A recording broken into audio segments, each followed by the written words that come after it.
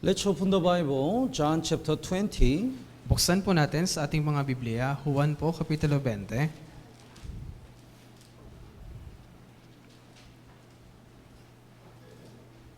Verse 30 and 31.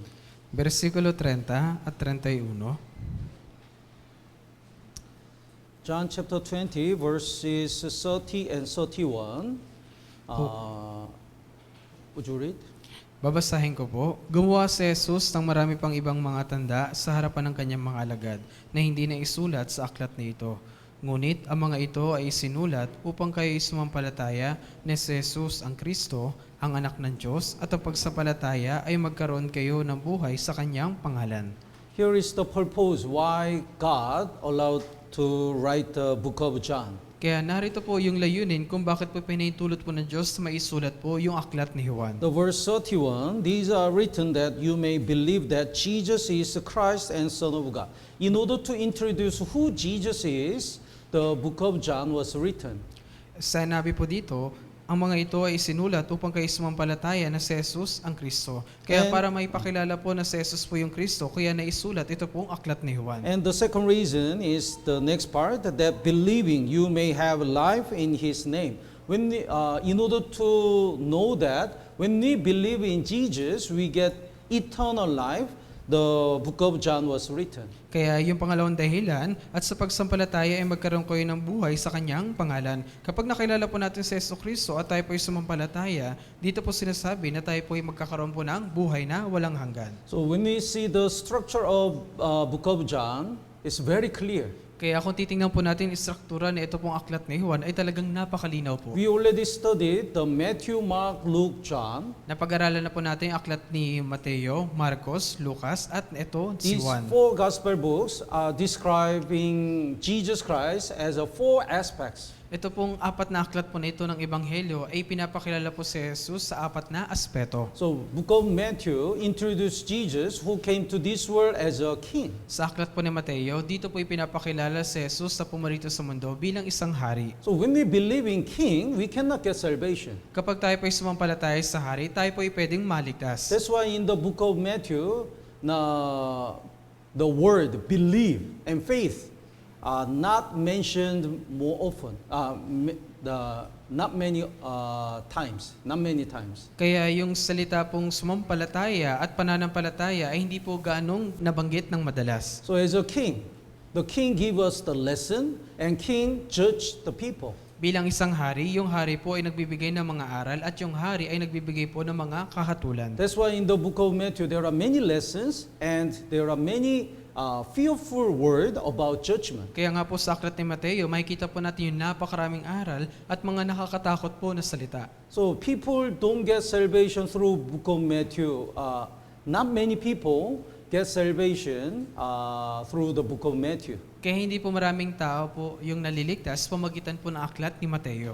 And book of Mark is talking about Jesus as a servant. At sa aklat naman po ni Marcos, dito po pinapakilala si Jesus bilang isang lingkod o alipin. That's why it mentioned many word, the agat, immediately, many times. Kaya sa aklat po ni Marcos, madalas po nabanggit yung salitang agad o mabilisan. Because as a servant, the Jesus immediately obeyed. Kasi po bilang isang lingkod, si Jesus po ay agad-agad na sumusunod. And book of Luke is talking about Jesus as a man. At sa aklat naman po ni Lucas, dito po pinapakilala si Jesus na bilang tao. That's why we can see the childhood of Jesus and also his feeling.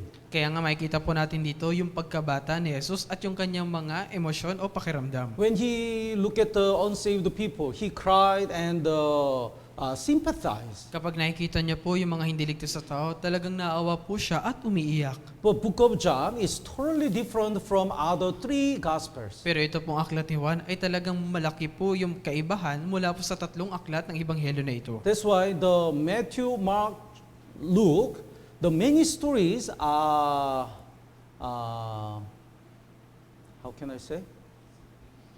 The Matthew, Mark, Luke mention the same story. How can I say? These three books mention How can I say? Same stories?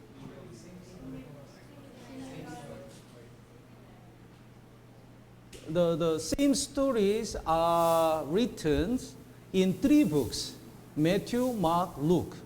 Kaya mula po sa aklat ni Mateo, Marcos at Lucas, dito po naisulat yung tatlong magkakapareho po na istorya. But Book of John is very unique. Pero ito pong aklat po ni Juan ay talagang kakaiba. So the stories in the Book of John is not many. The most of the stories in the Book of John is not mentioned in other 3 books. Karamihan po sa mga kwento na nakalagay po dito po sa aklat ni Juan ay hindi po ganun nabanggit sa iba pong mga aklat. Because the Book of John is talking about Jesus as a God. Kasi po ito pong aklat ni Juan, binabanggit po dito si Jesus na bilang isang Diyos. So when we study the Book of John, we can see who Jesus is, and when we believe Him, we get salvation. Kaya dito po sa aklat ni Juan, may kilala po natin kung sino po ba si Jesus at kapag tayo po ay sumampalataya, tayo po ay maliligtas. And each chapters has a very clear topics. At kada kapitulo po, meron pong malinaw na paksa. So we can divide the 4 parts in Book of John. Kaya pwede po natin itong hatiin sa 4 po na bahagi. The first part is chapter 1. Kaya yung una pong bahagi, yung kapitulo 1. Chapter 1 explain who Jesus is. Sa kapitulo 1, dito po pinapakilala kung sino po ba si Jesus. And from chapter 2 to chapter 12, through the many examples, the Book of John explain who Jesus is with the many examples and the stories. At mula po sa kapitulo 2 hanggang kapitulo 12, dito po binakita yung napakarami pong halimbawa kung saan para makipakilala po si Jesus, gumawa po sila ng maraming halimbawa. And part 3 is from chapter 13 to 17. At yung pangatlong bahagi, mula kapitulo 13 hanggang 17, So, after we know who Jesus is, we have to decide whether we believe Him or not. pagkatapos po natin makilala po si Jesus, kailangan po natin magpasya. Susunod po ba tayo o hindi? So, when we believe Him, we get salvation, and we have to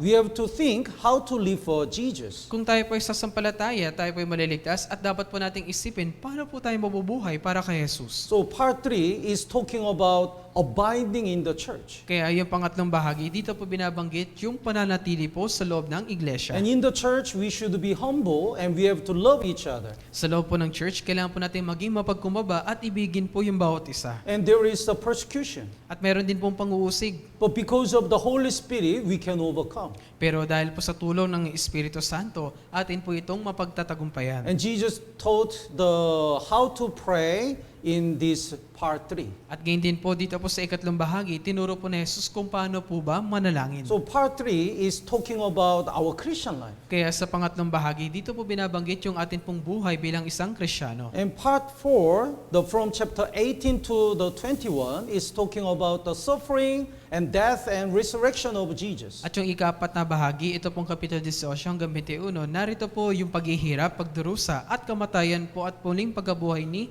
Jesus. So in order to give us the eternal life, and in order to make us be born again and abide in the church, Jesus suffered and died on the cross. Kaya para tayo po ibigyan ng buhay na walang hanggan, para tayo po muling may panganak na muli at maligtas, si Jesus po ay naghirap, namatay at muling nabuhay. So part 2, from chapter 2 to 12, is the supporting chapters to chapter 1. Kaya nga po yung kapitulo 2 hanggang kapitulo 12, ito pong ikalawang bahagi, yung mga kapitulo po na narito, ito po yung sumusuporta dun po sa kapitulo 1. Let's look at John chapter 1, Tingnan po natin sa Juan, kapitulo 1, verse 1. versikulo 1. In the beginning was the Word, and the Word was with God, and the Word was God. Sa simula ay ang salita, at ang salita ay kasama ng Diyos, at ang salita ay Diyos.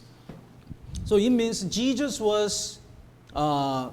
exists from the beginning. Ibig sabihin po, si Jesus po ay nabubuhay na nung panimula pa lamang. Before God the Father started the human history, Jesus was there. Nung bago po likhain po ng Diyos yung mundo, si Jesus po ay narito na po.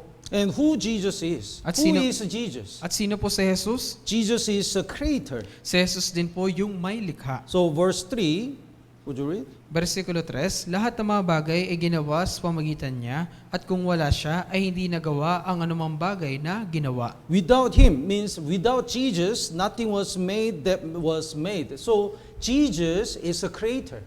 At kung wala siya, ito po si Jesus, kung wala siya ay hindi nagawa ang anumang bagay na ginawa. Kaya nga po kung wala po si Jesus, ay dito po pinapakilala po si Jesus na bilang tagapaglikha. And what is inside Jesus? At ano pong nasa loob po ni Jesus? In Jesus, there are life and light. Sa loob po ni Jesus, narito po yung buhay at liwanag. So verse 4, in him was life.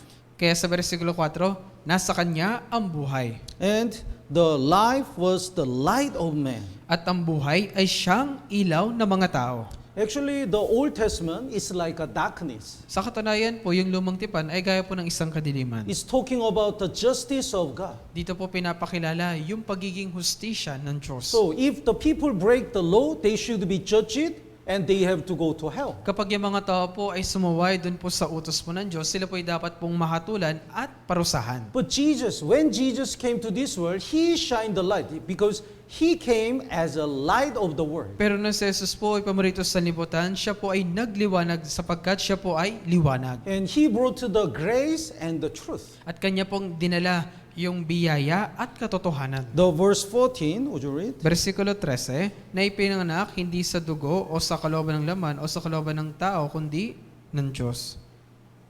The verse 14. 14, sorry. At naging tao ang salita at tumahang kasama namin at nakita namin ang kanyang kalulatian. Kalulatian gaya ng sa tanging anak ng Ama, puspos ng biyaya at katotohanan. Full of grace and truth. Kaya sabi dito, puspos ng biyaya at katotohanan. And this man came to this world as a form of man, that is Jesus Christ. At yung binanggit po dito na itong tao na ito na pumunta sa liputan, binabanggit po dito si Jesus. So verse 14, the word became flesh and dwelt among us. At naging tao ang salita at tumahang kasama namin. Then why did Jesus come to this world? Kung ganun po, bakit pumarito si Jesus sa mundo? Verse 18, Versikulo 18, in order to rebuild who God is, Jesus came. para makipakita kung sino po ba yung Diyos, si Jesus po ay ipinakilala. So verse 18, would you read? Versikulo 18, walang sino mang nakita kailanman sa Diyos, ang Diyos na tanging anak na nasa kandungan ng Ama ang nagpakilala sa Kanya. So through the Bible, God revealed Himself in the Old Testament. Kaya sa pamagitan po ng Biblia, ipinakilala po ng Diyos kung sino po siya sa lumang tipan. But when Jesus came to this world, when people look at Jesus, through Jesus, they know who God is. Pero nung si Jesus po ay dumating na po dito sa mundo, kapag titingnan po ng mga tao si Jesus, kanila pong nakikilala kung sino po yung Diyos. So to rebuild God, Jesus came to this world. Kaya para maipakilala po yung Diyos, kaya si Jesus po ay pumarito sa sanlibutan. And also, in order to forgive our sins, Jesus came to this world. At gayon din po, para mapatawad po yung ating mga kasalanan, si Jesus po ay naparito sa sanlibutan. So verse 29, let's read all together. 3, 2, 1. Kinabukasan, nakita ni Juan si Jesus na lumalapit sa kanya at kanyang sinabi, narito ang kordero ng Diyos na nag-aalis ng kasalanan ng sanlibutan. Yes.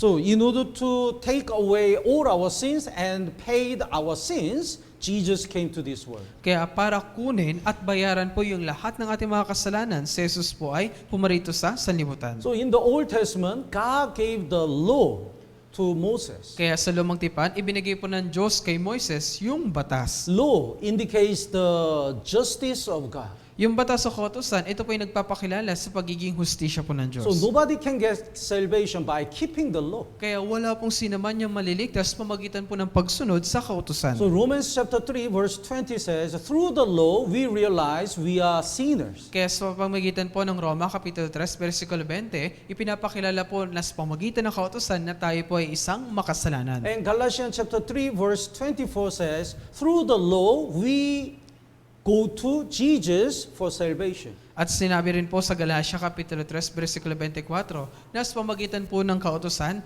tayo po ay pupunta kay Jesus para tayo po ay maligtas. So, during the Old Testament, the reason why God gave the law is through the law we realize our sins, and through the law we prepare our heart to get salvation through Jesus Christ. Kaya nga po ibinigay po ng Diyos yung kautusan sa lumang tipan. Una po, para maipaunawa po sa atin kung sino po tayo na makasalanan. At gayon din po, pangalawa, para may handa po yung ating pong puso kapag ipinakilala na po ng Diyos si Jesus. And finally, Jesus came to this world with the grace and truth. Kaya nga po sa kahulihan, si Jesus po ay pumarito sa limutan, dala ang biyaya at katotohanan. So everyone can get salvation by Jesus Christ now. Kaya nga po, sino man ay pwede na pong maligtas ngayon. So the Matthew, Mark, Luke is talking about, these three books are talking about what Jesus did. Kaya yung ebanghelyo po sa aklat po ni Mateo, Marcos at Lucas, dito po binabanggit kung ano po yung ginawa ni Jesus. But book of John is talking about who Jesus is. Pero sa aklat po ni Juan, dito po binabanggit kung sino po si Jesus. So the main theme of the Gospel of John is behold your God. Kaya yung pinakatema po na aklat po ni Juan, narito ang iyong Diyos. This emphasized, the book of John emphasized the invisible and eternal God became human, that is Jesus Christ. Kaya dito po binibigyan din sa aklat po ni Juan yung hindi nakikita at walang hanggang Diyos na naging tao. So in book of John, the truth mentioned 20 times. Kaya yung sa aklat po ni Juan, yung salitang katotohanan ay nabanggit po ng 20 beses. And the word love is mentioned 40 times. At yung salita naman po ng pag-ibig ay nabanggit po ng 40 beses. And belief and faith are mentioned 98 times. At yung pananampalataya o sumampalataya ay nabanggit po ng 78 beses. So Jesus came to this world to forgive our sin, and when we know this, we have to decide whether we believe it or not. Kaya nga po si Jesus po ay paborito sa libutan para patawarin po tayo sa ating mga kasalanan. Kaya nga po kapag nalaman po natin ito, kailangan po natin magpasya kung tayo po ba'y sasampalataya o hindi. And let's look at Exodus chapter 3. Tingnan po natin sa aklat ng Exodo, Kapitulo 3. Exodus chapter 3, verse 14. Exodo, Kapitulo 3, versikulo 14. When Moses asked how to introduce who God is, God explained himself like this. Nung ipinakilala po ni Moises kung sino po yung Diyos, ganito po yung kanyang pagsasalarawan. Verse 14, let's read it together, 3, 2, 1. Sinabi ng Diyos kay Moises, ako ay ako ay ang ako nga, at kanyang sinabi, ganito ang sasabihin mo sa mga anak ni Israel, sinugo ko sa inyo ni ako nga. When God introduced himself, he said, I am who I am. Kaya nung ipinakilala po ng Diyos yung kanyang sarili sa lumang tipan, ang sinabi po niya, ako ay ang ako nga. It means nobody made me. Ibig sabihin, walang sino man yung lumikha sa akin. I already exist from the beginning. Ako ay nabubuhay na mula pa nung pasimula. And I'm a creator. I'm Almighty God. At ako din yung may likha, at ako din yung makapangyarihang Diyos. But in book of John, when Jesus introduced himself, he used this expression, I am something. Kaya nung si Jesus naman po ay pinakilala doon po sa aklat ni Juan, ganito po yung pagpapakilala po ng Jesus, ako ay ganito.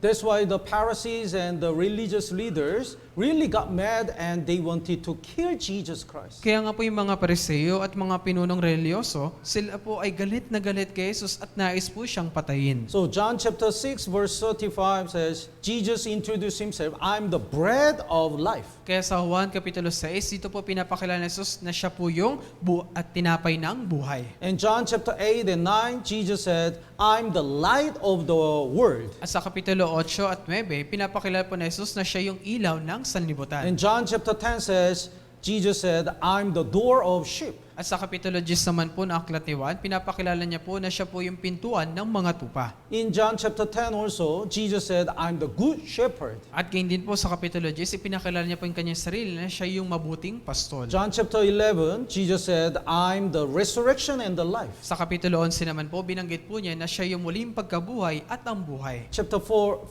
Jesus said, I'm the way, the truth, and the life. Sa Kapitulo 14, bilanggit naman po dito na siya po yung daan, katotohanan, at ang buhay. In chapter 15, Jesus said, I'm the true vine. At sinabi naman po dito sa Kapitulo 15, siya po yung tunay na puno. So whenever Jesus says, I am, that's the same word with the Exodus chapter 3, verse 14, I am. Kaya nga sa tuwing binabanggit po ni Jesus sa salitang ako nga, ako nga, ako nga, ito ay kagaya lang din po ng binanggit po sa Exodo Kapitulo 3, versikulo 14. And so this is the topic in each chapter. Kaya ito po yung mga paksa sa bawat kapitulo. So in chapter 1, we already studied that Jesus came to this world as a form of man. Kaya napag-aralan na po natin sa Kapitulo 1, si Jesus ay pumarito sa limutan sa anyo ng tao. And Jesus is the light and the truth. At gayon din po, si Jesus po yung liwanag at ang katotohanan. And from chapter 2 to 12, these chapters explained about chapter 1, who Jesus is with the examples. Ngayon po, dito po sa Kapitulo 2 hanggang Kapitulo 12, lahat po ng mga nabanggit po dito na halimbawa ay ito po yung pagpapakilala dun po sa nabanggit po sa Kapitulo 1. So in chapter 2, there is the wedding ceremony in Cana. Kaya dun po sa Kapitulo 2, naroon po yung seremonya ng kasal sa Kanaan. And Jesus transferred the water to wine. At si Jesus po, kanya pong binagong anyo yung tubig patungo sa alak. When the people when the wine was drained, there was no joy and delight. Kapag yung alak po ay naubos na, wala na pong kagalakan o kaaliwan pa. Our life is like this. Yung buhay din po natin ay gaya po nito. We lose the joy because of a sin. Nawala po natin yung ating kagalakan dahil po sa kasalanan. But Jesus transferred the water to wine. It means Jesus can give us the real joy. Pero si Jesus po, ginawa niya pong alak yung tubig. Ibig sabihin po, kaya po tayong bigyan ni Jesus ng tunay na kaligayahan. And chapter 3, the Nicodemus visited Jesus. At sa Kapitulo 3, binisita po ni Nicodemo si Jesus. And let's look at the John chapter 3, verse 3. Tingnan po natin sa 1 Kapitulo 3, versikulo 3. And verse 3, would you read? Versikulo 3, sumagot sa kanya si Jesus, katotohanang sinasabi ko sa iyo, malibang ang isang tao ay panganak na muli, ay hindi niya makikita ang kaharian ng Diyos. So directly Jesus said to the Nicodemus, unless one is born again, he cannot see the kingdom of God. Kaya direkta pong sinabi ni Jesus kay Nicodemo na malibang isang tayo panganak na muli ay hindi niya makikita ang kaharian ng Diyos. So even though we have so many things in this world, if we are not born again, if we don't get salvation and go to hell, that is the most cursed life. Kaya nga po, kahit marami po tayong bagay sa mundo, pero kung hindi naman tayo naipanganak na muli at tayo po ay mapunta po ng impyerno, yun po ay isinumpang buhay. Then how can we be born again? How can we get salvation? Kung ganun, paano tayo may papanganak muli? Paano po tayo magkakaroon ng kaligtasan? Verse 5. Versikulo 5. Sumagot si Jesus, katotohanan ang sinasabi ko sa iyo, malibang ang isang tayo pinanganak ng tubig at ng Espiritu, hindi siya makakapasok sa kaharian ng Diyos. Unless one is born of water and the Spirit, he cannot enter the kingdom of God. It means he cannot get salvation. Malibang ang isang tayo panganak ng tubig at ng Espiritu, hindi siya makakapasok sa kaharian ng Diyos. Ibig sabihin, hindi po siya maliligtas. The water indicates the death of Jesus. Yung tubig po, ito po ay kumakatawan sa kamatayan po ni Jesus. And Spirit indicates the resurrection of Jesus. At yung Espiritu naman ay kumakatawan po sa muling pagkabuhay ni Jesus. So through the death and resurrection of Jesus, we can, if we don't get salvation, we cannot go to heaven. Kaya nga po, tanging sa pamagitan lang po ng kamatayan at muling pagkabuhay ni Jesus. Kung hindi po tayo makakapunta ng langit. Then why Jesus died for our sins? Kung ganun, bakit po namatay si Jesus para sa ating mga kasalanan? Because He loves us. Kasi mahal niya po tayo. Verse 16. Versikulo 16,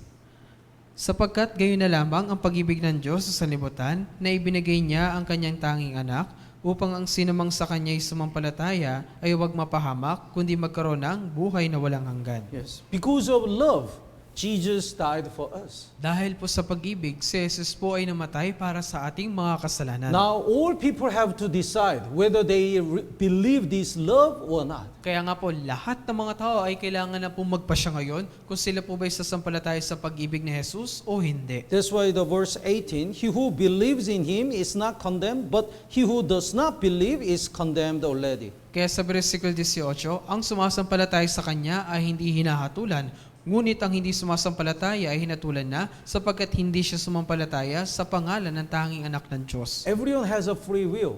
Lahat po tayo ay meron pong kalayaan. That's why even though Jesus forgave all our sin, if we don't believe it by our will, we cannot get salvation. Kaya nga po, kahit pinatawad na po ni Jesus yung lahat ng ating mga kasalanan, pero kung hindi po tayo sasampalataya ng ayon po sa ating sariling kalayaan, hindi po tayo maliligtas. In John chapter 4, there is a Samaritan woman. Sa Juan Kapitulo 4, na dito po yung babaeng Samaritana. It talk about Jesus is the source of the living water. Dito po binabanggit na si Jesus po yung tubig ng buhay.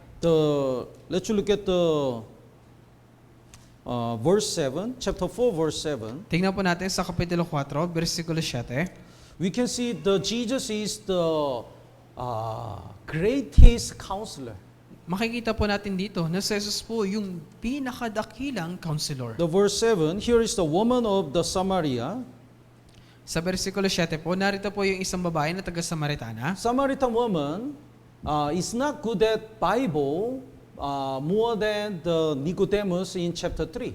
Kaya ito pong babaeng taga-Samaritana ay hindi po ganun kagaling kumpara po kay Nicodemo. That's why Jesus didn't start the conversation like unless one is born again, he cannot see the kingdom of God. Kaya nga po, hindi pinasimulan po ni Jesus ang kanilang pag-uusap sa pamagitan po ng pagsasabi na malibang sang tayo pang kamuli, ay hindi niya makikita ang kaharian ng Diyos. He started to evangelize this woman saying, give me a drink. Kundi, nagsimula po si Jesus sa kanyang pag-evangelize sa pagsasabi na, bigyan mo ako ng inumin. So by casual conversation, Jesus start to evangelize. Kaya sa pamagitan lang po ng natural o simpleng pag-uusap, ganun po nag-umpisa si Jesus sa We pag-evangelize. should keep this lesson Dapat when po- we evangelize. Dapat po nating ingatan ito pong aral na ito kapag tayo po ay nag-evangelize. Well, when we counsel, the case by case, the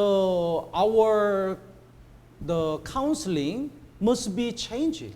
Kaya nga po, sa tuwing tayo ay magkakaroon ng counseling, depende po sa sitwasyon po nila, dun din po nakadepende kung paano po tayo kakausap sa And kanila. depending on their situation, the way to evangelize must be changing. At ganyan din po, depende rin po sa kanilang kalagayan, dun po nakadepende kung paano po natin sila i-evangelize. So we can learn the lesson from Jesus. Kaya nga po matututo po tayo ng mga aral mula po kay Jesus. And this Samaritan woman start to know about Jesus more and more. At ito pong babaeng Samaritana na to, nag-umpisa po siya na higit pong makilala nang makilala si Jesus. So verse 9, Kaya versikulo 9 po, the woman of Samaria said to him, how is it that you, being a Jew, ask a drink from me, Samaritan woman? So this woman thought Jesus is just one of Jews.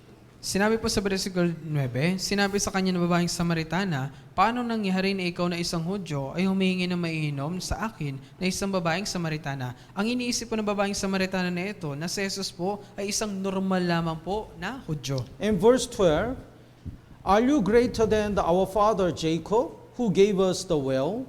So she realized Jesus is greater than Jacob. At sa versikulo 12, higit ka bang dakila kaysa sa aming amang si Jacob na sa amin nagbigay ng balon? Kaya dito po, iniisip na po ng babaeng Samaritana na si Jesus po ay mas sigit pa kaysa sa ama ni Jacob. In verse 19, she said, Sir, I perceive that you are a prophet. So she thought now Jesus is a prophet. At sa versikulo 19, sinabi sa kanya ng babae, Ginoo, nakikita kong ikaw ay isang propeta. Ngayon po, inisip na ng babae na ito na si Jesus ay isa ng propeta. But even though the people know Jesus as a prophet, or the greater than Jacob, or the one of the Jews, they cannot get salvation. Pero kahit yung iba pong tao, kilala po si Jesus na isang propeta, higit pa kay Jacob, isa pong Hudyo, pero hindi po nila kilala si Jesus. There is no change of life. Wala pong pagbabago sa kanila pong buhay. When we really know Jesus is a Christ and died for our sins, we get salvation and our life changes. Kung kilala po natin na si Jesus ay isang Kristo na namatay po para sa ating pong mga kasalanan, yung ating pong buhay ay tiyak po na mababago. So verse 25 and 26, would you read? Versikulo 25 hanggang 26, sinabi ng babae sa kanya, nalalaman ko na darating ang Mesiyas, ang tinatawag na Kristo. Pagdating niya ay ipahayag niya sa amin ang lahat ng mga bagay. Sinabi sa kanya ni Jesus, ako nga iyon na kumakausap sa iyo. So through this evangelism, this conversation, this woman really realized Jesus is Christ. Kaya nga po, sa pamagitan po ng pag-evangelize po na ito, sa pamagitan po ng pag-uusap po na ito, naunawaan po ng babaeng Samaritana na ito na si Jesus yung Kristo. Then first thing she did after getting salvation is go back to village and invite the people. At yung una niya pong ginawa pagkatapos siya pong maligtas, bumalik sa kanya pong bayan at i-evangelize po yung kanyang sambahayan. She invited all the people in the village. She said, come and see. Kaya kanyang inimbitahan po yung lahat ng mga tao sa kanilang lugar, pumarito kayo at tingnan. So many people attend the church and they said they know Jesus. Marami po mga church na nagsasabi, kilala po nila si Jesus. But if they don't know exactly about Jesus and the work of Jesus, they cannot get salvation and there is no change of their life. Pero kung hindi po nila kilala ng eksakto kung sino po si Jesus at kung ano din po yung mga ginawa po ni Jesus, hindi po sila pwedeng maligtas. In chapter 5, there is the how can I say? There is a certain man, the verse 5, who had an infirmity 38 years. Narito po sa Kapitulo 5, versikulo 5, ang isang lalaki na may 38 taon nang may sakit. That time, the Sabbath day. Yung araw po na ito, sa katunayan, ay araw po ng Sabat. So the Sabbath day was given to know the people, sinner, cannot have the true peace. Yung araw po ng Sabat ay binigay po para maunawaan po ng mga tao na yung isang makasalanan ay wala pong anumang kapayapaan. So Jesus healed this sick man who had sick for 38 years. Kaya nga po si Jesus, pinagaling niya po ito pong lalaki po na ito na may sakit sa loob po ng 38 taon. The verse 8, Jesus said to him, rise, take up your bed and walk. Sinabi po sa kanya ni Jesus sa versikulo 8, bumangon ka, buhatin mo ang iyong higaan at lumakad ka. Actually, in the Sabbath day, the Jewish people are not supposed to work. Sa katunayan po, sa araw po ng Sabat, para po sa mga Hudyo, ito po yung araw na hindi po dapat sila magtrabaho. They have to take a rest. Kailangan po nila magpahinga. If they work in the Sabbath day, the people stone and kill him. Kasi kung sila po ay gagawa sa araw na po ng Sabat, sila po ay pagbabatuhin ng mga tao hanggang sila po ay mamatay. But Jesus intentionally commanded him, rise, take up your bed and walk. Pero si Jesus po, intention niya po na ginawa na bumangon ka, buhatin mo ang iyong higaan at lumakad ka. Why? Bakit po? Because Jesus wants the people to know that Jesus came to give us the true peace. Kasi para malaman po ng mga tao na si Jesus po ay pumarito sa libutan para bigyan po tayo ng tunay na kapayapaan. For 38 years, he didn't work. So, he didn't break the Sabbath day. Sa loob po ng 38 taon, hindi po siya gumawa. Talagang nasunod niya po yung araw ng Sabat. But he didn't have a true peace. Pero wala naman po siyang tunay na kapayapaan. So by keeping the Sabbath day, even though he didn't work in the Sabbath day, he didn't have the true rest. Kaya nga po, kahit sinusunod niya po yung araw ng Sabat sa loob po ng 38 taon, wala naman po siyang tunay na kapahingahan. But because of Jesus, now he really have the true rest. Pero dahil po kay Jesus, ngayon, meron na po siyang tunay na kapahingahan. So the Sabbath day is just a shadow of Jesus Christ. Kaya nga po yung araw po ng Sabat, ito po ay anino lamang po ni Jesucristo. Let's look at the Colossians. Tingnan po natin sa aklat ng Kolosas. Colossians chapter 2, Kolosas po, Kapitulo 2, verse 16. versikulo 16. 16 and 17, let's read it together. Colossians, anong page? Page 304 po, Colossus Kapitulo 2, versikulo 16 hanggang 17. Sa bagong tipan, Colossians chapter 2, verse 16 and 17. Let's read it together. 3, 2, 1. Kaya't ang sinuman ay huwag humatol sa inyo tungkol sa pagkain at inumin o tungkol sa kapistahan o bagong buwan o mga araw ng Sabat, na ang mga ito ay isang anino ng mga bagay na darating, ngunit ang katawan ay kay Kristo. Yes. So, all the law in Old Testament, including the Sabbath day, are shadows of Jesus Christ. Kaya nga po lahat ng kautusan sa lumang tipan, kabilang na po yung araw ng Sabat, ay anino lamang po ni Hesus Kristo. And let's go back to John chapter 6. At balikan po natin yung Juan Kapitulo 6. In John chapter 6, Jesus fed the 5,000 people with the 5 loaves and 2 fish. Kaya dito po sa Kapitulo 6, pinakain po ni Jesus si 5,000 sa pamamagitan po ng 5 tinapay at 2 isda. Through this, Jesus teach the lesson, verse 35, Jesus is, I'm the bread of life. Sa pamamagitan po nito, sa versikulo 35, itinuro po ni Jesus yung mahalagang aral. Ako ang tinapay ng buhay. Nobody can live without bread. Wala pong sino man yung pwedeng mabuhay nang wala pong tinapay. Like this, nobody can get salvation without Jesus. Gayun din naman po, wala pong pwedeng maligtas kung wala po si Jesus. In chapter 7, the verse 2, now the Jews' feast of the tabernacles was at hand. Sa Kapitulo 7, versikulo 2, narito po, ang pista ng mga Hudyo, ang pista ng mga tabernakulo. So in the feast of the tabernacle, the tradition of Jewish people is they pour the water to the temple. Yung tradisyon po na ginagawa po ng mga Hudyo sa pista ng tabernakulo, ibinubuhos po nila yung tubig doon po sa templo. And they kindle the light. At kanila pong sinisindihan yung mga kandila. So through the feast of the tabernacle, Jesus teach the lesson.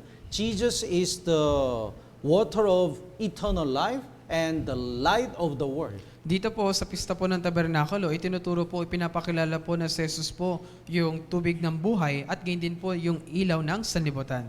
But there are so many kinds of the response about Jesus. Pero napakarami po yung naging tugon mula po kay Jesus. Verse 5, that even his brothers did not believe in him. Versikulo 5, sapagkat maging ang kanyang mga kapatid man ay hindi sumampalataya sa kanya. And verse 44, At sa versikulo 44, now some of them wanted to take him, but no one laid hands on him. nais ang ilan sa kanila na siya'y hulihin, subalit walang taong sumanggab sa kanya. So some people don't believe in Jesus, and some people not only don't believe, but also they want to kill Jesus. May mga tao po na ay sumampalataya kay Jesus at meron po mga tao na bukod sa ayaw po nilang paniwalaan, gusto pa po nilang patayin si Jesus. But verse 46, would you read? Pero sa versikulo 46, sumagot ang mga kawal, kailan may walang taong nagsalita ng gayon. Some people are so amazed of the Jesus teaching. Pero yung ibang mga tao talagang manghang-mangha po sila sa pagtuturo po ni Jesus. So when we conduct a Bible seminar about the Word of God, there are so many kinds of response. Kaya nga po sa tuwing nagdadaos po tayo ng Bible seminar, napakarami po nagiging tugon ng mga tao. Some people don't want to believe, some people want to persecute, and some people are so amazed and get salvation. Yung iba ay sumampalataya, yung iba manguusig, at yung iba naman po manghang-mangha. And in John chapter 1 verse 14, the Bible says, in Jesus there are full of grace and truth. At sa Juan Kapitulo 1, versikulo 14, si Jesus po ay puspos ng biyaya at ng katotohanan. So in order to support this verse, there is chapter 8. Kaya para suportahan ito pong versikulo na ito, narito po yung Kapitulo 8. That's the example of the chapter 1. Ito po yung halimbawa doon po para sa Kapitulo 1. So here is the woman who was caught in the adultery. Kaya narito po yung isang babae na nahuli sa pangangalo niya. And everyone wants to judge her. At lahat po ng mga tao nais po siyang hatulan. But Jesus said, if you don't have a sin, from the man who doesn't have a sin, judge her, stone her. Kaya sinabi po ni Jesus, ang walang kasalanan sa inyo, ang siyang unang bumato sa kanya. Then everyone left. Kaya yung bawat isa po ay umalis. Then verse 10. At sa versikulo 10, And verse 10 and 11, would you read? Versikulo 10 at 11, tumayo si Jesus at sinabi sa kanya, Babae, nasaan sila? Wala na ba ni isang humatol sa iyo? At sinabi niya, walang sinuman Panginoon. Sinabi ni Jesus, hindi rin kita hinahatulan, humayo ka na at mula ngayon huwag ka nang magkasala. So, neither do I condemn you, go and sin no more. It means, because of your sin, I'll die for you. Hindi rin kita hinahatulan, humayo ka na at mula ngayon huwag ka nang magkasala. Ibig sabihin, para sa iyong kasalanan, ako yung mamamatay para sa iyo. Nobody could judge this woman because everyone was a sinner. Wala pong sinuman yung may kakayang humatol sa babae na ito kasi bawat isa naman po ay makasalanan. But Jesus is the only one who is a sinless. Pero si Jesus po yung tanging tao na walang sala. That's why he is the only one who is qualified to judge this woman. Kaya nga po siya lang po yung pwedeng humatol sa babaeng ito. But instead of being judged, he wants to become a savior. Pero sa halip na humatol, pinili po ni Jesus na siya po ay iligtas. So I'll not condemn you. It means he couldn't forgive her freely without paying the penalty of her sins. Kaya sinabi po dito, hiring kita hinahatulan, hindi po kayang patawarin ni Jesus yung babaeng ito kung walang pagbabayad ng kanyang kasalanan. So neither do I condemn you means instead of you, I'll die. Kaya nga po ibig sabihin ng hindi rin kita hinahatulan, sa halip na ikaw, ako yung mamamatay. So there are two responses. Kaya dalawa po yung naging tugon. The verse 21, Sa versikulo 21, would you read? muli niyang sinabi sa kanila, aalis ako at ako inyong hahanapin at mamamatay kayo sa inyong kasalanan. Sa aking pupuntahan ay hindi kayo makakapunta. So even though Jesus brought the grace and the truth, if they reject and don't believe in Jesus, they will be judged. Kaya nga po kahit dala-dala po ni Jesus yung kanyang biyaya at katotohanan, pero kung kanila po itong tatanggihan o hindi po sasampalatayanan, sila po ay mahatulan at pupunta po ng impyerno. So Jesus brought to the grace, Kaya nga si Jesus po, bit-bit niya po yung biyaya. and Jesus delivered the truth. At ngayon din po, ibinibigay po ni Jesus yung katotohanan. So verse 32, Kaya sa versikulo 32, and you shall know the truth, and the truth shall make you free. at inyong malalaman ang katotohanan at ang katotohanan ang magpapalaya sa inyo. So about the chapter 1 declared who Jesus is, Kaya sa Kapitulo 1, dito po idinedeklara kung sino po si Jesus. and the chapter 2 to 12 explain about chapter 1. At yung Kapitulo 2 hanggang Kapitulo 12, ito po yung pagpapaliwanag para po sa Kapitulo 1. So the chapter 1 also says Jesus came to this world as a light. Kaya sa Kapitulo 1, dito rin po binanggit na si Jesus ay pumarito sa libutan bilang isang liwanag. And chapter 9 is talking about Jesus is a light. Kaya sa Kapitulo 9, dito po binabanggit na si Jesus na bilang isang liwanag. Let's look at the chapter 9 verse 10. Tingnan po natin Kapitulo 9, versikulo 10.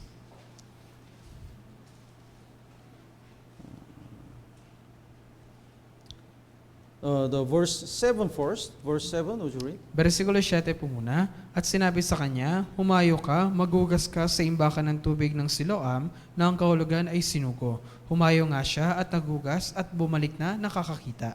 Here is the blind from the birth. Narito po yung isang bulag mula po sa kanyang pagkapanganak. He never seen the light. Kailanman hindi niya po nakita yung liwanag. But when Jesus commanded him to go to the Siloam and wash his eyes, he opened the eyes. Pero nung inutusan po siya ni Jesus na pumunta sa Siloam para hugasan yung kanyang mata, siya po ay pumunta at naghugas at nabuksan yung kanyang mga mata. So through this miracle, Jesus showed that he is a light. Kaya sa pamagitan po ng milagro po na ito, ipinakilala po ni Jesus na siya yung liwanag. Also, when we get salvation through Jesus Christ, we open our spiritual eyes. Ganyan din po, kung tayo din po ay naligtas sa pamagitan po ng Panginoong Jesus, nabuksan na din po yung ating spiritual na mata. But here is the another type of people who reject Jesus Christ. Pero narito po yung isang klase ng tao na tumanggi kay Jesus. The verse 10, Versikulo 10, would you read?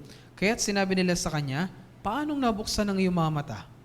So they didn't want to believe in Jesus. Ayaw po nilang sumampalataya kay Jesus. They tried to find any kinds of excuse to be able to kill Jesus. Pilit nilang hinahanap yung mga dahilan o palusot para patayin si Jesus. But what about this blind? Paano nabuksan ang iyong mga mata? Even though he is not educated and even though he was blind from the birth, when he believed in Jesus, more and more he realized about Jesus. Pero paano naman po itong bulag? Kahit siya po ay bulag, mula sa kanyang pagkabata, at hindi po edukado, pero nung higit niya po nakilala po si Jesus, siya po ay sumampalataya. So verse 11, he just know Jesus as a man called Jesus. Kaya nga po sa versikulo 11, ang taong tinatawag ni Jesus, dito po nakilala niya lang po si Jesus na bilang isang tao. So to him, Jesus is just a man, certain man. Kaya para po sa kanya, si Jesus po ay isang tao lamang. But verse 17, he is a prophet. He realized Jesus is a prophet. Pero sa versikulo 17, sinabi dito, siya ay isang propeta. Naunawaan niya po na si Jesus ay isang propeta. In verse 33, he realized that Jesus came from heaven, came from above. At sa versikulo 33, dito po naunawaan niya po na si Jesus ay nanggaling po sa langit. But finally, he realized Jesus is God and Christ. Pero sa kaulian, naunawaan niya po na si Jesus yung Diyos at Kristo. So 38, he said, Lord, I believe. Kaya sa versikulo 38, Panginoon, sumasampalataya ako. So these days, who is a spiritual blind? Kaya sa panahon po natin ngayon, sino po yung mga spiritual na bulag? Even though this man was blind, he opened the spiritual eyes. Kahit ito pong tao na ito ay bulag, nabuksan naman po yung kanyang spiritual na mata. But other Pharisees and the religious leaders, even though they know about the Bible well and they are rich and powerful, they were real spiritual blind. Pero yung ibang mga Pariseo na kahit marami silang alam sa Biblia, mayayaman at talagang makapangyarihan, sila naman po ay mga spiritual na bulag. Because they reject the true light. Kasi kanila pong tinanggihan yung tunay na liwanag. They didn't realize how much sinful they were. Hindi po nila naunawaan kung gaano po sila makasalanan. So verse 40, would you read? Kaya sa versikulo 40, ang ilan sa mga Pariseo na kasama niya ay nakarinig ng mga bagay na ito at sinabi sa kanya, kami ba naman ay mga bulag din? They said, are we blind also? Kami ba naman ay mga bulag din? It means, are we sinners also? Kaya ibig sabihin, kami din ba ay makasalanan? They didn't know they are sinners. Hindi po nila alam na sila din ay makasalanan. That's why they didn't repent and they didn't believe in Jesus. Kaya nga hindi po sila nagsisi at hindi po sumampalataya kay Jesus. That's why Jesus said, if you know how much sinful you are, you can repent and get salvation. Kaya nga sinasabi po sa kanila, Jesus, kung alam lang ninyo kung gaano ay makasalanan, kaya ninyo magsisi at sumampalataya. But you don't know you are sinners, that's why you cannot get salvation. Pero hindi nyo alam na kayo makasalanan, kaya nga hindi ninyo kayang magsisi. That's the verse 41. Yun po yung versikulo 41. Sinabi ni Jesus sa kanila, kung kayo mga bulag, hindi kayo magkakaroon ng kasalanan. Subalit, ngayong sinasabi ninyo, kami nakakita na nanatili ang inyong kasalanan. And John chapter 10 says, the verse 7 says, Jesus is the door of the sheep. At sa Kapitulo 10, versikulo 7, dito po binabanggit ni Jesus na siya yung pintuan ng mga tupa. And verse 11, Jesus is the good shepherd. At sa versikulo 11, narito po yung si Jesus na bilang mabuting pastol. That's why He came to this world to die for His sheep. Kaya nga po si Jesus ipamarito sa libutan para mamatay sa kanyang mga tupa. Verse 15, would you read? Versikulo 15, gaya ng pagkakilala sa akin ng Ama at ang pagkakilala ko sa Ama at ibinigay ko ang aking buhay para sa mga tupa. So the Jesus came to this world to die for sinners. Kaya si Jesus po ay pumarito sa libutan para mamatay sa mga makasalanan. So Jesus in in chapter 1, Jesus is a light. Kaya sa Jesus is life.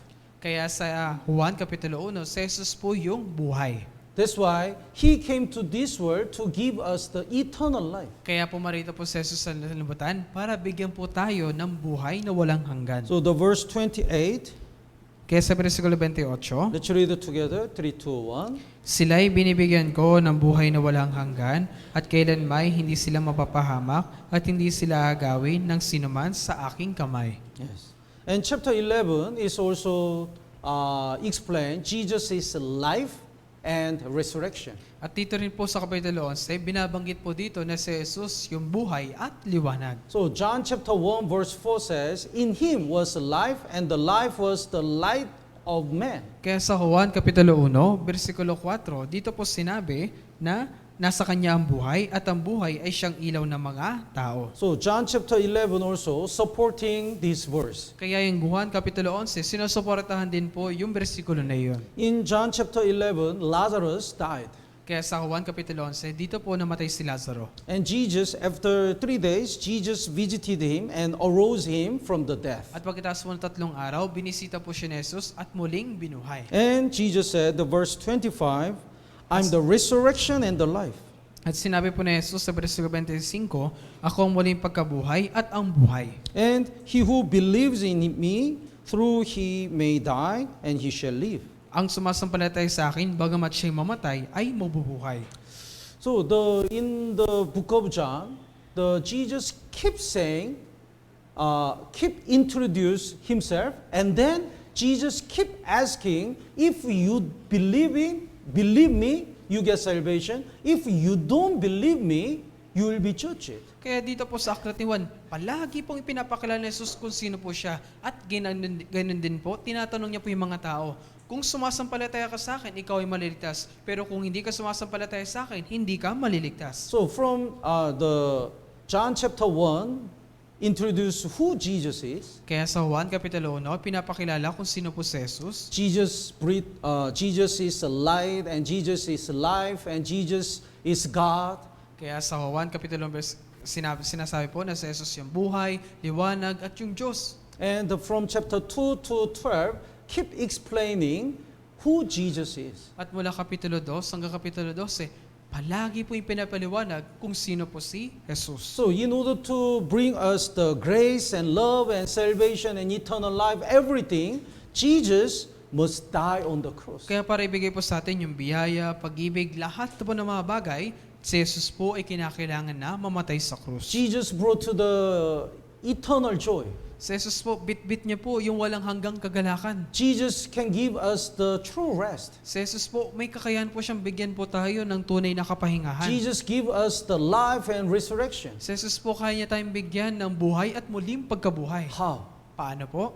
That's why Jesus must enter the Jerusalem to die on the cross. Kaya nga po si Jesus ay pumunta sa Jerusalem para mamatay doon po sa krus. So the chapter 12 is talking about the entering Jerusalem. Kaya sa Kapitulo 12, dito po binabanggit yung pagpasok po niya sa Jerusalem. The verse 12, would you read? Versikulo 12, kinabukasan nang mabalitaan ng maraming taong dumalo sa pista na si Jesus ay darating sa Jerusalem.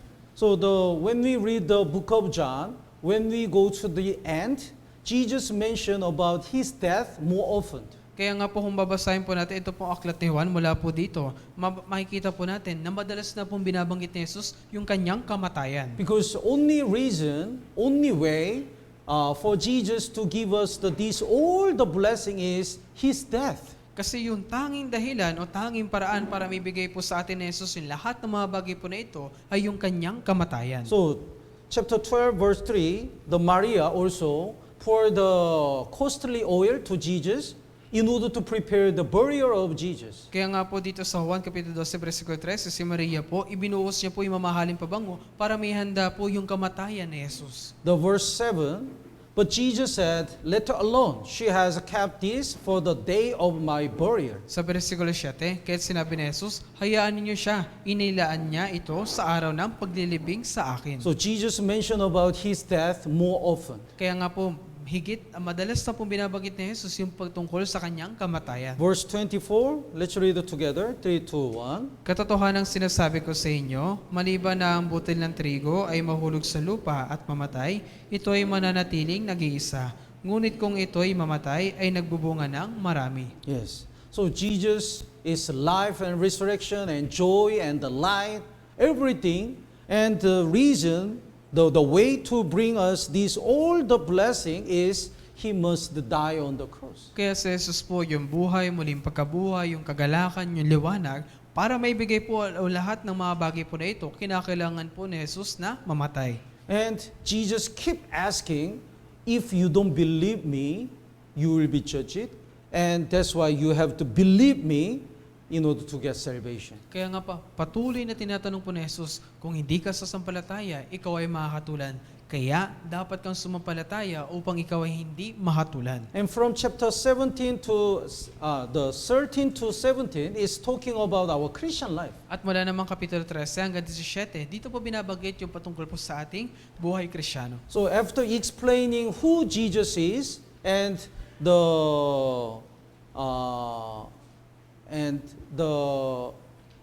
talking about our encouraging us to decide to believe in Jesus, after that is talking about our Christian life. Kaya pagkatapos pong ipakilala kung sino po si Jesus at pagkatapos po na lagi tayong hikayatin na magpasya at sumampalataya, dito po binabanggit naman po ni Jesus yung patungkol po sa buhay Kristyano. So from chapter 13 is talking about the church. Kaya mula Kapitulo 13, dito po binabanggit yung patungkol po sa church. Especially the chapter 15. Lalong-lalo na po yung Kapitulo 15. So, after Jesus died on the cross, when the people get salvation, God already prepared the church for saved people. Nung si Jesus po ay namatay sa krus at naligtas po yung mga tao, inihanda na po ng Diyos yung church. Then how can we live for God in the church? Kung ganun po, paano po tayo mabuhay para sa Diyos sa loob po ng church? First thing is we should be humble. Una po sa lahat, dapat po tayong maging mapagkumbaba. So chapter 13,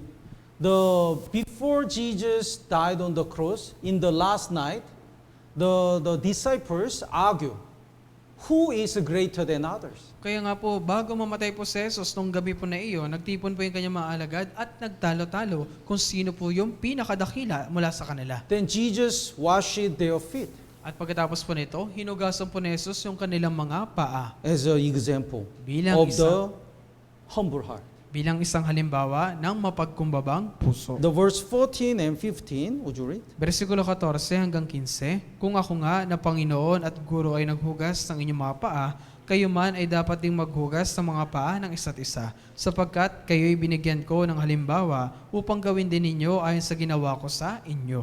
So if you really get salvation, when you stayed in the church, you should be humble. Kaya kung ikaw po talaga ay tunay na naligtas, kapag nanatili ka sa church, dapat kang maging mapagkumbaba. Actually, in the church, if we humble ourselves, there is no trouble. Sa katunayan po, pag sa loob po ng church, tayo po ay mapagkumbaba, wala pong anumang problema. We try to serve each other. Kundi, pinaglilingkuran po natin yung bawat isa. But if our heart is become arrogant, everything will be in trouble.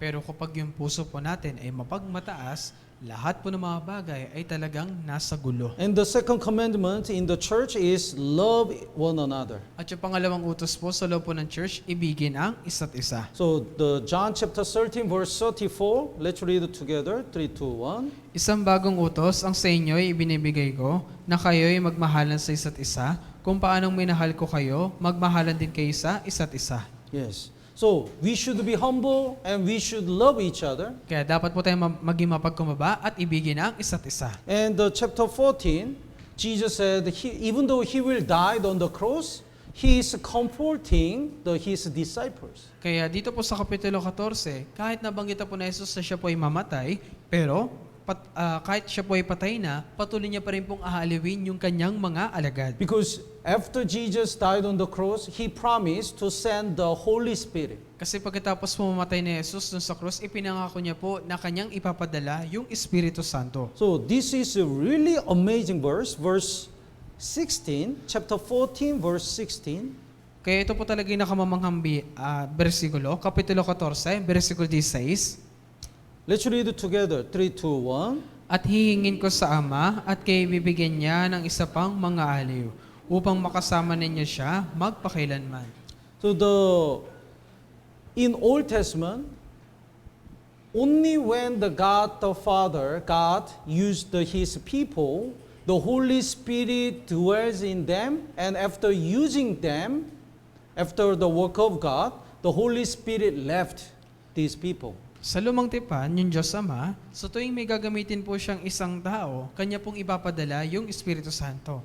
Pero pagkatapos po niyang magamit yung tao po na ito, aalis na po sa kanya yung Espiritu Santo. But in Old Testament, in New Testament, is totally different. Pero sa bagong tipan, talagang ibang-iba. Once we get salvation, the Holy Spirit dwells in us forever. Sa oras na tayo maligtas, yung Espiritu Santo ay mananahan na sa atin ng walang hanggan. That's why Bible says the Holy Spirit in the saved people is the guarantee of salvation. Kaya nga po sinasabi po sa Biblia na yung pagkakaroon po ng Espiritu Santo, ito po yung pagbibigay ng kasiguraduhan na tayo po ay ligtas na. His another name is helper in verse 16. Yung isa niya pong pangalan ay mga aliw. Dito po sa versikulo 16. So since we get salvation, Holy Spirit guides us and help us to live according to will of God. Kaya nga mula po tayo ng maligtas, yung Espiritu Santo lagi niya tayong ginagabayan at tinutulungan kung paano po tayo mabuhay para sa Diyos. And verse 17, the Spirit of truth. Another name of the Holy Spirit is the Spirit of truth. At sa versikulo 17, dito po binanggit, Espiritu ng katotohanan. Ito po yung ibang pangalan ng Espiritu Santo. So John chapter 14, Jesus said, I'm the way, the truth, and the life. Kaya sinabi sa Juan Kapitulo 14, ako ang daan at ang katotohanan at ang buhay. When the Holy Spirit dwells in us, Holy Spirit helps us to distinguish what is truth. Nung tayo po ay naligtas, nung nanahan na po sa ating Espiritu Santo, tinutulungan po tayo ng Espiritu Santo na matukoy kung alin po ang katotohanan. If the saved people say, I love all kinds of sermon on YouTube or from any kind of church, probably he's not saved. Kung sasabihin na isang tao na gustong-gusto ko yung lahat ng sermon sa YouTube at lagi siya nakikinig ng sermon ng iba't ibang church, maaari po yung tao po na yun ay hindi pa ligtas. Because if he really have the Holy Spirit, the Spirit of the truth, he will distinguish what is right or wrong. Kasi kung meron po talaga siya ng Espiritu ng katotohanan, matutukoy niya po kung ano yung tama at mali. So sometimes when we conduct a Bible seminar, our invitees come from Catholic. Kung minsan po, pag nagdadaos tayo ng Bible Seminar, yung ilan sa ating mga naimbitahan nanggaling po sa Katoliko. If we really know the true salvation and the truth in the Bible, we really know the Catholic Church is really wrong according to the Bible. Kung alam po natin yung tunay na kaligtasan at yung katotohanan, matutukoy po natin na anuman yung katuruan sa Katoliko ay talagang mali. But sometimes I heard it's almost same. Pero minsan narinig ko, ay magkakatulad lang naman. I also heard many things from the Catholic Church. Marami na rin naman ako napakinggan sa simbahang Katoliko. If he says so, it means he's not saved yet. Kung ganun po yung kanyang sinasabi, mukha po na siya ay hindi pa ligtas. Because the Holy Spirit is the Spirit of truth. Kasi po yung Espiritu Santo ay yung Espiritu ng katotohanan. And John chapter 15, about our Christian life, Jesus said, we have to abide in the church. Sa Juan Kapitulo 15, dito po binabanggit ni Jesus na dapat po tayong manatili sa tunay na iglesia. The verse 4, abide in me and I in you. Versikulo 4, kayo'y manatili sa akin at ako'y sa inyo. And the next part, the verse 5, I'm the vine and you are the branches. Ako ang puno ng ubas, kayo ang mga sanga. So, Jesus is a vine tree, Kaya si Jesus po yung puno ng ubas, and each saved person is the branch. at yung bawat isang ligtas sa tao ay yung mga sanga.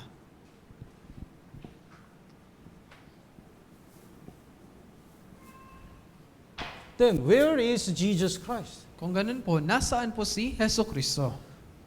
When we exactly know where Jesus is, we can abide in Jesus. Kung alam po natin ng eksakto kung nasan po si Jesus, tayo po ay makakapanatili kay Jesus. So Jesus said, abide in me, I in you. Kaya sinabi po ni Jesus, manatili kayo sa akin at ako'y sa inyo.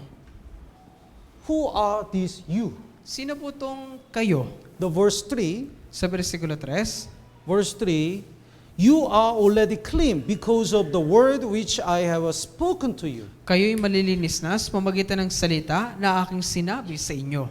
You are the group of saved people. Kayo ito po yung grupo ng mga taong ligtas. That is church. Yun po yung iglesia. So 1 Corinthians chapter 1 says the group of saved people is a church. Sinasabi po sa 1 Korinto Kapitulo 1 na yung grupo po ng mga ligtas sa tao ay yung church. So where is Jesus Christ? Kaya nasaan po si Jesucristo? Jesus stayed in the true church, the group of saved people. Si Jesus po ay nanatili sa loob po ng church sa grupo ng mga ligtas na tao. That's why when we abide in the true church, we abide in Jesus. Kaya nga po kung tayo po ay nanatili sa tunay po na iglesia, tayo po ay nananatili kay Jesus. And through the church, God provide all the spiritual nutrition, then the branch, the saved people can bear the fruit. At sa pamagitan po ng church, dito po ibinibigay yung lahat ng spiritual nutrition na ating kinakailangan. Kaya yung mga sanga ay lalago. And in the church, we should love each other. At sa loob po ng church, dapat po nating ibigin ang bawat isa. So Jesus emphasized again, verse 12.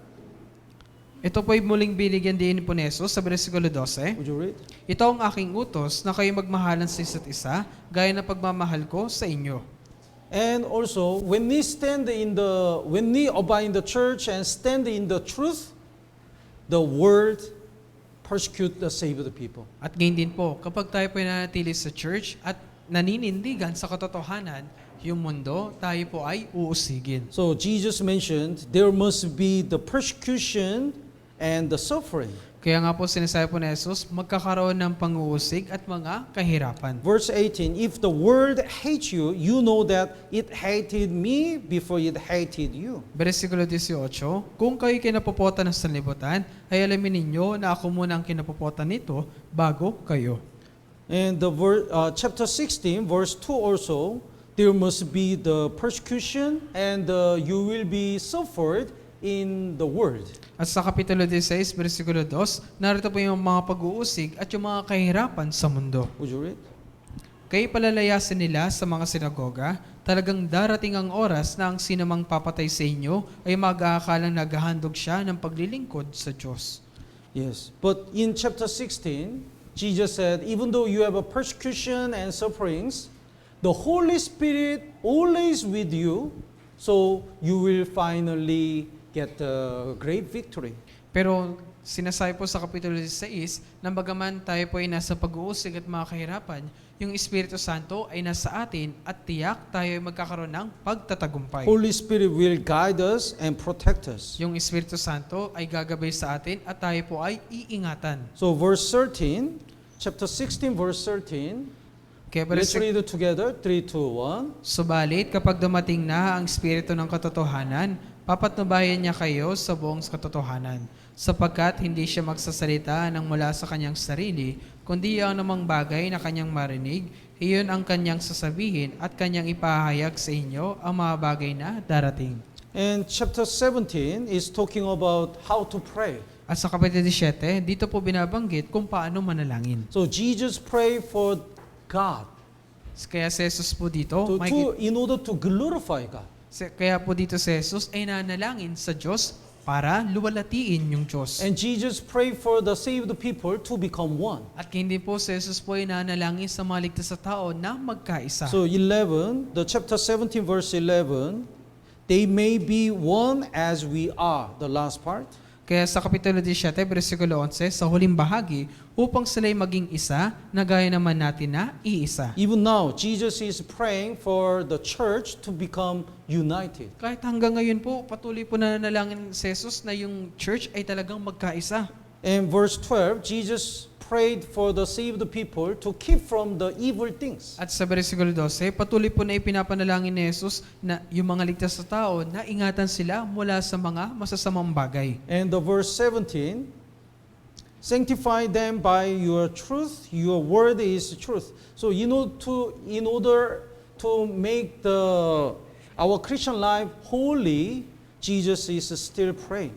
At sa versikulo 17, pabanalin mo sila sa katotohanan, ang salita mo ay katotohanan. Para yung ating buhay Kristyano ay maging banal, si Jesus po ay patuloy na nanalangin na tayo po ay maging banal. So up to chapter 17 is talking about the Christian life after salvation. Kaya nga po hanggang Kapitulo 17, dito po binabanggit yung buhay Kristyano pagkatapos pong maligtas. And from chapter 18 to 21 is talking about the Jesus' death and resurrection. At mula Kapitulo 18 hanggang 21, dito po na po binabanggit yung pagdating sa kamatayan at muling pagkabuhay po ni Jesus. So this is the structure of the book of John. Kaya ito po yung istruktura ng aklat po ni Juan.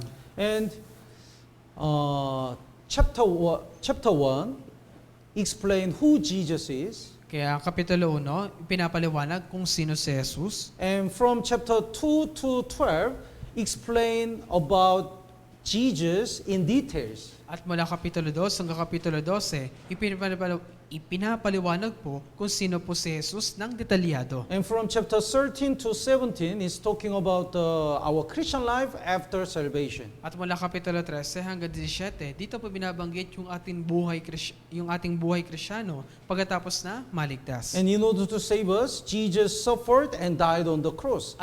From chapter 18 to 21. At para tayo po ay mailigtas, si Jesus po ay nagdusa at namatay po dun sa krus mula po Kapitulo 18 hanggang 21. And when we study the book of John, we can see also the personal fellowship, personal meeting between Jesus and the individual person. At dito rin po kung pag-aaralan po natin ang aklat ni Juan, makikita po natin yung personal na pakikipag-fellowship po ni Jesus mula po sa ibang mga tao. This meeting with Jesus changed their life totally. Ito pong pakikipagtagpo po nila kay Jesus ay talagang nagpabago ng kanilang buhay. So when the apostle Peter met Jesus, his life was totally changed. Nung si Apostol Pedro po, nung kanyang nakilala o nakatagpo si Jesus, yung kanya pong buhay ay talagang nabago. And Nicodemus, a Samaritan woman, and the certain man who was born the blind, whoever met Jesus individually, their life was totally changed. Kagaya po ni Nicodemo, yung babaeng Samaritana, yung taong may sakit na mula sa kanyang pagkabata, lahat po ng mga ito, nung sila po ay nakatagpo ni Jesus, talaga pong nabago yung kanilang buhay. When we get salvation, we also met Jesus personally. Dahil din po, nung tayo po ay naligtas, atin din po nakatagpo ng personal si Jesus. Among this personal meeting with Jesus, the most important meeting was the John chapter 3 and 4. Kaya mula po sa lahat ng pakikipagtagpo po ni Jesus, yung pinakamahalagang tagpuan po dito ay yung doon po sa 1 Kapitulo 3. Jesus said, John chapter 3 verse 5, "Most assuredly I say to you, unless one is born of water and the Spirit, he cannot enter the kingdom of God." Sa Juan Kapitulo 3, versikulo 5, dito po sinabi ni Jesus, "Katotohanan sinasabi ko sa iyo, malibang isang tao ay panganak ng tubig at ng Espiritu, hindi siya makakapasok sa kaharian ng Diyos." With this verse, we have to remember the 1 Peter chapter 1 verse 3. Kaya sa pamagitan po ng mga versikulo po na ito, dapat po nating alalahanin yung unang Pedro, Kapitulo 1, versikulo 3. 1 Peter chapter 1 verse 3, this verse is important. Unang Pedro, Kapitulo 1, versikulo 3, napakalaga po ng versikulo na ito. The verse 3, basahin po natin ng sabay-sabay. 3, 2, 1. Purihin ang Diyos at Ama ng ating Panginoong Hesukristo, sa pamagitan ng kanyang malaking kahabagan, ay muli tayong ipinanganak sa isang buhay na pag-asa sa pamagitan ng muling pagkabuhay ni Hesukristo mula sa mga patay. How can we be born again? Paano po tayo may papanganak na muli? Here are two things. Narito po yung dalawang bagay. The first is the Jesus Christ from the death. When we realize why Jesus died, we can be born again. Yung unang bagay po na narito, si Jesucristo na mula sa mga patay. Kung atin pong naunawaan kung bakit pumuling nabuhay po si Jesus, doon din po tayo ay maliligtas. So in order to pay the penalty of our sins, Jesus died on the cross. Para bayaran po yung kabayaran ng ating mga kasalanan, si Jesus po ay kinakailangang mamatay doon po sa krus. And in order to prove that Jesus died not for his sin, but for our sins, Jesus resurrected. At para patunayan na si Jesus po ay namatay para sa ating mga kasalanan at hindi sa kanyang sariling kasalanan, siya po ay muling nabuhay. And to give us his own righteousness, Jesus was raised up from the death. At para ibigay po yung kanyang sariling katwiran, kaya po muling binuhay si Jesus. So when we realize the death and resurrection of Jesus, we are born again. We get salvation. Kaya nga po kung ating maunawaan yung kamatayan at muling pagkabuhay po ni Jesus, ating pong maunawaan kung paano tayo maliligtas. That's why the Bible says, the begotten us again to a living hope through the resurrection of Jesus Christ from the dead. Kaya sinabi po dito, sa pamagitan ng kanyang malaking kahabagan, ay muli tayong pinanganak sa isang buhay na pag-asa sa pamagitan ng muling pagkabuhay ng Jesucristo mula sa mga patay. So it's connect with the John chapter 3 verse 5. Kaya ito po'y konektado dun sa 1 Kapitulo 3, versikulo 5. Unless one is born again of the water and Holy Spirit means the water indicates the death of Jesus. Malibang sang tayo panganak ng tubig ng Espiritu Santo, dito po binabanggit yung tubig patungkol po sa kamatayan. In the Noah's time, the world was judged by water. Diba po nung panahon ni Noe, yung mundo po ay hinatulan sa pamagitan po ng tubig. So water indicates the death and judgment. Kaya yung tubig po, ito po ay kumakatawan sa kamatayan at kahatulan. And when the Holy Spirit indicates the resurrection of Jesus. At yung Espiritu Santo, ito po ay kumakatawan naman po sa muling pagkabuhay ni Jesus. When Jesus was resurrected, the Holy Spirit dwells in us. Nung si Jesus, The Holy Spirit came to this world as a helper. Nung si Jesus po ay namatay, yung Espiritu Santo po ay pumarito sa libutan bilang isang mga aliw. So the chapter 4 is talking about the Samaritan woman it's talking about the story between Jesus, individual meeting between Jesus and the Samaritan woman. Kaya sa Juan Kapitulo 4, narito po yung individual na pakikitungo po ni Jesus sa isang babaeng Samaritana. Let's go back to John chapter 4, Balikan po natin yung Juan Kapitulo 4, verse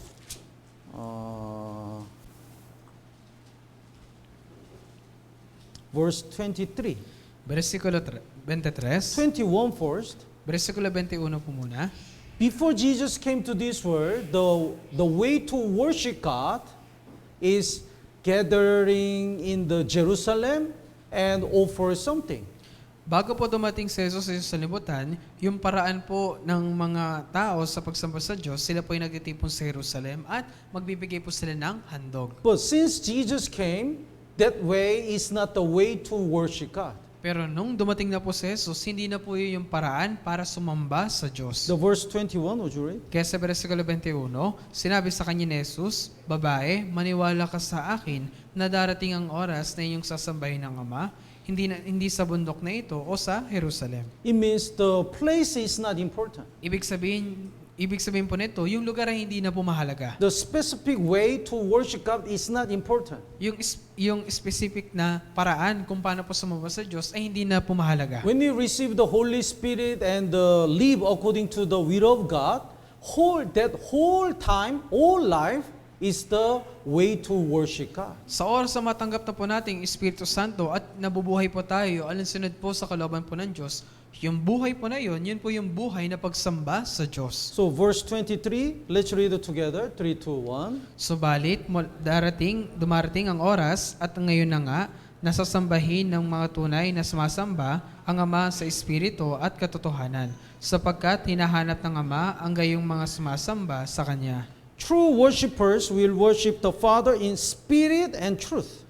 Mga tunay na sumasamba ang Ama sa Espiritu at katotohanan, sapagkat hinahanap ng Ama ang gayong mga sumasamba sa Kanya. When we get salvation, Holy Spirit dwells in us. Nung tayo po ay naligtas, yung Espiritu Santo ay nanahanap po sa atin. As we study, the Holy Spirit is the spirit of the truth. Kung paano pinag-aralan po natin, yung Espiritu Santo ay yung Espiritu ng katotohanan. That's why we can distinguish what is right and what is the will of God. Kaya nga po atin pong matutukoy kung ano po yung tama at kalooban po ng Diyos. So worshiping God in the spirit and the truth means after we get salvation and receiving the Holy Spirit, if we live according to the Word of God, that's all the way to worship God. Kaya nga po yung ibig sabihin po ng sumasamba sa Espiritu at katotohanan, sa oras na atin po matanggap yung Espiritu Santo at nabubuhay po tayo alinsunod po sa kalooban po ng Diyos, yun po yung buhay na sumasamba po tayo sa Diyos. So wherever we stayed and anytime, If we live according to the will of God,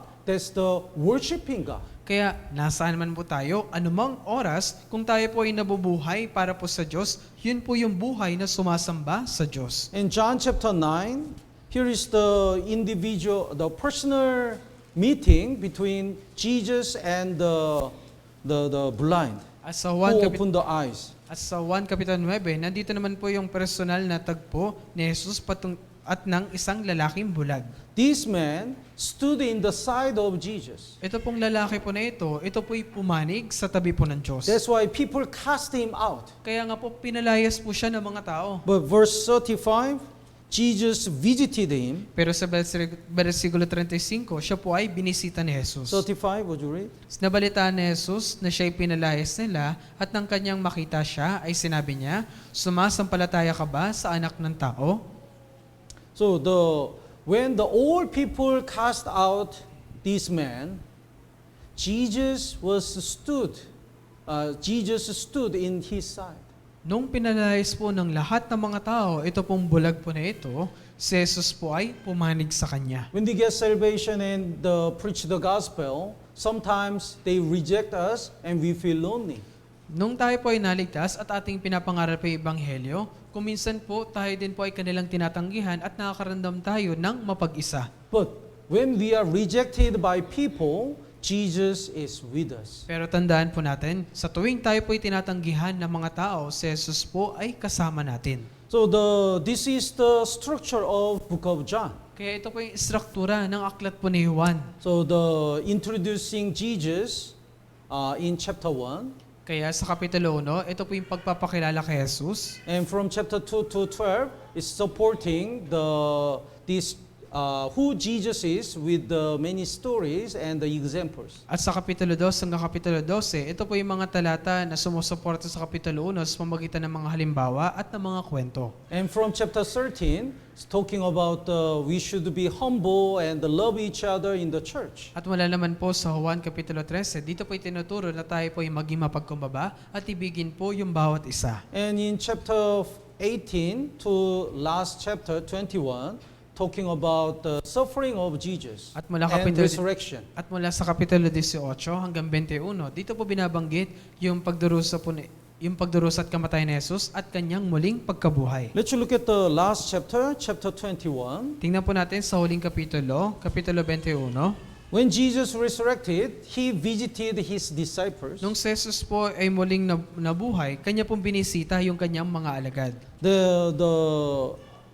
The verse 3, Peter said, I'm going fishing. Versikulo 3, dito po sinabi ni Pedro, mangingisda ako. He already knew Jesus is resurrected. Alam niya po na muli nang nabuhay si Jesus. So he went to fishing. Pero siya pa rin po ay nagdesisyon na mangisda. Why? Bakit po kaya? Because he thought Jesus will not use him anymore. Kasi po, iniisip po niya na hindi na siya gagamitin ni Jesus. He denied Jesus 3 times. Itinanggi niya po si Jesus ng 3 beses. So he probably blamed himself and he thought, I'm not worthy to be used by God. Kaya maaari po, sinisisi niya na po yung kanyang sarili at sinasabi na hindi ako karapat-dapat na maging lingkod ng Diyos. But still Jesus loved him. Pero si Jesus ay patuloy pa rin po siyang iniibig. So he visited Apostle Peter. Kaya nga po binisita ni Jesus si Apostol Pedro. And Jesus wants to have the true fellowship with us. At si Jesus po, nais po magkaroon ng tunay na pakikisama sa atin. Even though sometimes we are stumble, Jesus wants to visit us and have a fellowship. Kahit nang minsan tayo po ay natitisod, si Jesus po patuloy niya pong ninanais sa tayo po ay kanyang mabisita. So verse 9, Jesus prepared the fish and the bread. Kaya sa versikulo 9, dito po inihanda po ni Jesus yung isda at mga tinapay. Would you read? Nang sila'y makadaong sa lupa, nakakita sila roon ng mga nagbabagang uling at may isdang nakalagay sa ibabaw at tinapay. So in the church, God already prepared so many spiritual food for us. Kaya sa loob po ng church, yung Diyos, marami na po siyang inihanda na spiritual na pagkain para sa atin. Because even though we commit many sins and we are stumble, Jesus wants to have the true fellowship with us. Kasi kahit marami na po tayong nagawang kasalanan at tayo po ay natitisod, ninanais pa rin po ni Jesus na siya po ay makipag-fellowship sa atin. And verse 10, At sa versikulo 10 po, Basahin po natin ng sabay-sabay. 3, 2, 1. sinabi sa kanila ni Jesus, dalhin ninyo rito ang ilang isdang nahuli ninyo ngayon. According to the commandment of Jesus, when the apostle Peter cast the net, he caught a lot of fish. Alinsunod po sa inutos po ni Jesus kay Apostol Pedro, si Pedro po ay nakahuli ng napakaraming isda. So this fish is the result of the obedience. Kaya ito pong mga isda ito po yung bunga ng pagsunod. And Jesus said, bring some of the fish. At sinabi po ni Jesus, dalhin ninyo yung ilang mga isda. It means Jesus wants to eat our obedience. Ibig sabihin, nais pong kainin ni Jesus yung atin pong pagsunod. Jesus wants to see our obedience and our sacrifice. Nais pong makita ni Jesus yung ating pagsunod at pagsasakripisyo. And in chapter 21, the verse 19, Jesus mentioned how Apostle Peter would die for Jesus. At sa Kapitulo 21, versikulo 19, dito po binanggit ni Jesus kay Pedro kung paano po mamamatay si Pedro. Then the Peter really curious about the death of Apostle John. At si Pedro talagang napapaisip po siya kung paano naman mamamatay si Apostol Juan. The verse 21, but Lord, what about this man? What about Apostle John? Kaya nga sinabi naman po ni Pedro, Panginoon, paano naman po siya? Paano naman po si Apostol Juan? Then verse 22, let's read it together. 3, 2, 1. Sinabi sa kanya ni Jesus, kung ibig kong siya'y manatili hanggang sa ako'y dumating, ay ano nga sa iyo? Sumunod ka sa akin. So Jesus said, what is that to you? Kaya sinabi po ni Jesus sa kanya, ano nga sa iyo? It means it's not your business. Ibig sabihin, wala ka nang pakialam doon. Apostle John has his own way that I made. Kasi kay Apostol Juan, meron akong ginawang daan na para sa kanya.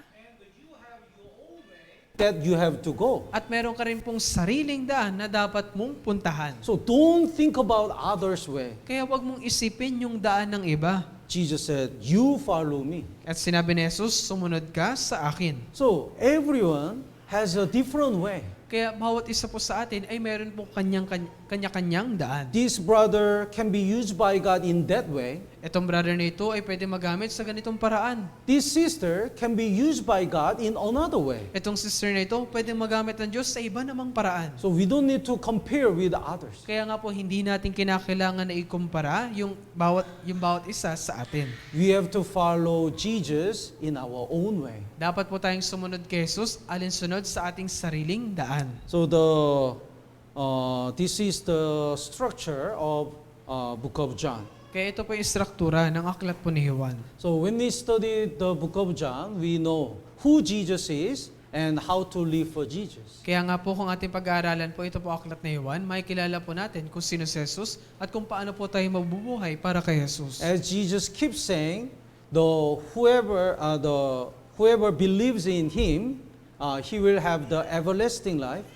Kung paanong palaging sinasabi ni Jesus, sino man yung sumampalataya sa Kanya ay magkakaroon ng buhay na walang hanggan. So Jesus emphasized the responsibility of our choice. Kaya binibigyang diin po dito ni Jesus yung responsibilidad natin sa atin pong mapagpapasyahan. Even after we get salvation, we have to remember the responsibility of our choice. Sa katunayan, kahit pagkatapos po natin maligtas, dapat po natin palaging alalahanin yung responsibilidad ng atin pong napagpasyahan. God wants to see our obedience and sacrifice. Kasi po gusto makita po ng Diyos yung atin pong pagsunod at pagsasakripisyo. Depending on our choice, we will get the reward. Depende po sa kung ano po yung ating magiging desisyon, tayo po ay makakatanggap ng gantimpala. Tama po ba? Let's pray together.